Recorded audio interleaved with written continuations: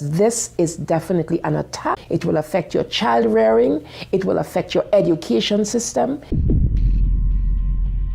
This is instructions for the teacher in the classroom to ask her or his students, how do people express their sexual feelings? What is abstinence? And here are some answers. Oral sex, masturbation, anal sex, massage, holding hands, touching each other's genitals, saying, I like you.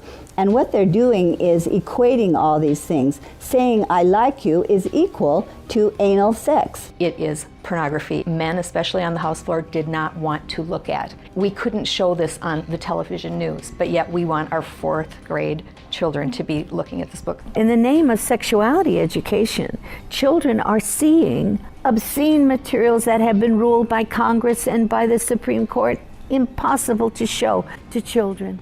An online CSE program for African youth called The World Starts With Me tells children that sexuality includes oral sex and masturbation. It then tells them it's their own choice if they want to lose their virginity. It shows children pictures of naked girls and boys in various stages of development, and then asks them to point out differences in their private parts.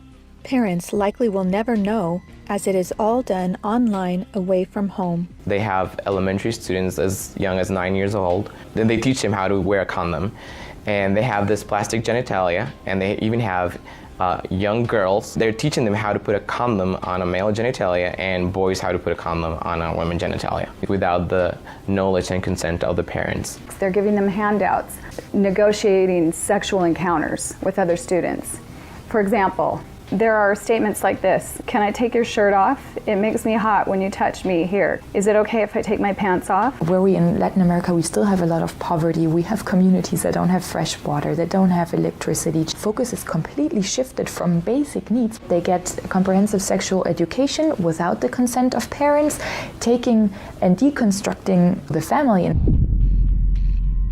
My brother Luigi and I had an opportunity to go to the United Nations and give a speech on the UN floor. I told them how Planned Parenthood was passing out a booklet for HIV positive youth at the United Nations called Healthy, Happy, and Hot. This is for the kids who have AIDS. It teaches about sexual pleasure through masturbation, with same-sex partners, and even if you are drunk.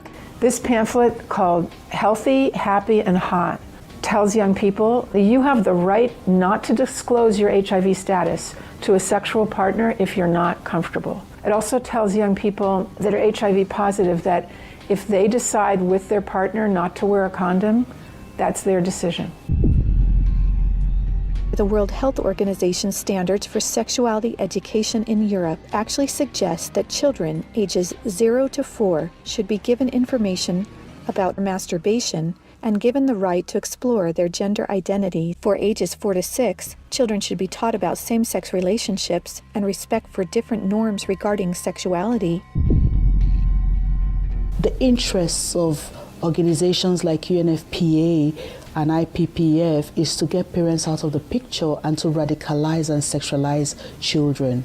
UNFPA has tried to convince my country to change our positions on issues such as reproductive rights and comprehensive sexuality education.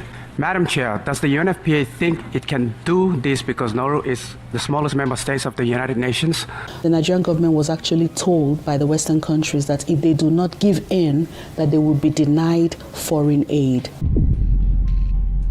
On page 89 of a UNICEF-published Sexual and Reproductive Health Manual, UNICEF listed situations in which one can obtain sexual pleasure that included sexual responses directed towards inanimate objects, animals, minors, and non-consenting persons. In the context of the Sustainable Development Goals, that determines the agenda for the next 15 years. The voice is very, very biased. It's just International Planned Parenthood Federation and their affiliates. They have a direct influence on the outcome documents, on what is established, what is negotiated at the UN.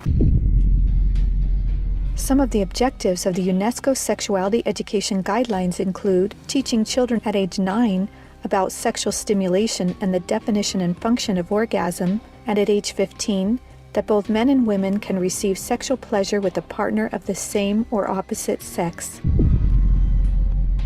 The It's All One curriculum also promoted by International Planned Parenthood, reveals the multiple manipulative tactics used to indoctrinate and sexualize children through CSE. Like other CSE programs, It's All One claims, among other things, to be evidence-based, comprehensive, human rights, gender-sensitive, and culturally appropriate education that will increase young people's responsible decision-making, to reduce adolescent rates of pregnancy and sexually transmitted infections, including HIV. It's All One, however, like most CSE programs, is really just cleverly disguised abortion rights, sexual pleasure education, masquerading as human rights, gender, and sexual and reproductive health education. It aggressively promotes abortion. With over 112 references to abortion, It's All One has an obsessive focus on sexual pleasure, mentioning sexual pleasure 62 times. It promotes multiple sex acts and instructs children on how to stimulate themselves or their partner to orgasm. To explore their readiness, children fill out a worksheet that infers children are ready to have sex when you are feeling sexually attracted to the other person, and when you're feeling comfortable about telling the other person what feels good sexually. It teaches that human rights encompass sexual rights, including alleged rights to all persons to sexual expression and the right to seek sexual pleasure. Hooking children on sex is a multi-billion-dollar business for Planned Parenthood and other similar organizations. This is because children, or prospects, once sexualized, become Planned Parenthood customers, dependent upon their services. Comprehensive sexuality education programs are disguised under many names. They may be called comprehensive sex or sexual education, education on human sexuality, reproductive health education, information on sexual and reproductive health, family life education, teen pregnancy prevention, rape prevention, anti-bullying programs, HIV/AIDS prevention, and sometimes even abstinence or abstinence plus education. CSE programs usually falsely claim to be age-appropriate, evidence-based, healthy sexuality education that will prevent teen pregnancy, sexual abuse, STDs, and HIV. One of the handouts that concerns me the most is called the Genderbread Person. They teach that gender is a spectrum, that you can choose to be whatever you want. You could be all female one day and the next day feel like you're neither female or male. Frankly, it's confusing. It's mental molestation. We're confusing these kids as to what they are. From a medical perspective, when sexual freedom is the priority, then sexual health is going to suffer. There are laws in Oregon where children as young as 15 can get taxpayer-funded sex changes without parental consent. You can't have an aspirin at school without parental consent. However, a student could make these life-altering, permanent decisions without their parental knowledge or consent.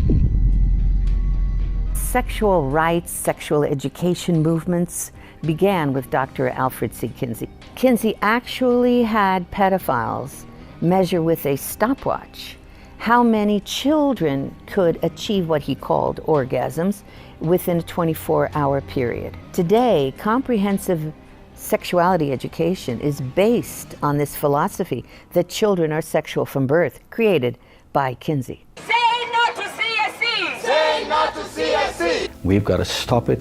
We've got to use everything at our disposal. We have to stand together to stop this attack against our children. And they have all this funding and this organization, but we know that if we stand together, we can do something for the family, for the children. We stopped the Kinsey sexuality education program in Croatia. It is time for parents to say, no, my family is mine. My wife is mine. I am hers. Our children are ours.